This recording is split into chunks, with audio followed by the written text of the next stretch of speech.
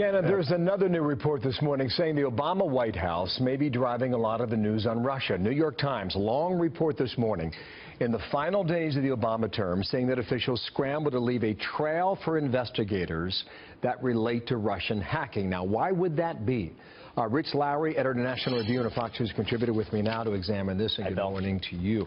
When you read that story and the details in there, what is the sense among Trump supporters that they take from this report? Well, it's going to increase the sense among Trump supporters that this was a partisan operation to delegitimize his election, and all sorts of rules were bent in order to create minefields for Trump coming into office. And it's from this kind of loose group of unnamed shadowy officials that the operation to take down Michael Flynn came from. Overall, the impression the reporting in the New York Times gives you is that the Obama team had evidence, and they wanted to make sure as many people in Washington saw it as possible before they were out of power, essentially, and they wanted to preserve the record.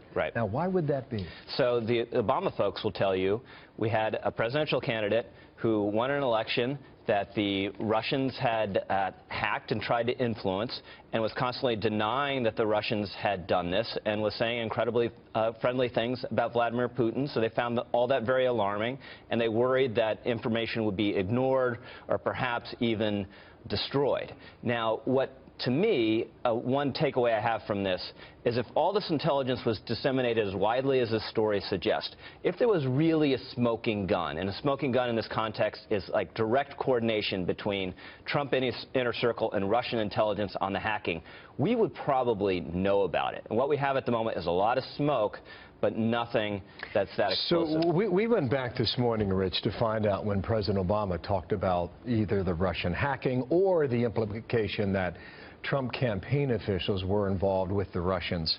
It wasn't hard to find. November 17th, Angela Merkel, December 12th, December 16th, twice on December 16th, another time on January 8th. That's just what we found today. In one form or another, he referred to the Russian hacking or the Trump campaign team in these comments.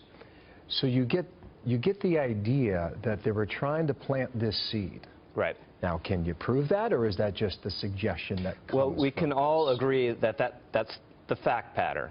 The Obama people will say, as was reported in this New York Times story, as more and more intelligence came in, we were more and more alarmed, and we more and more wanted to get the word out to the public. The Trump folks will say, oh, you know what happened and what changed? They lost an election. And they were outraged that they lost an election, and they wanted to undermine the legitimacy of the incoming president.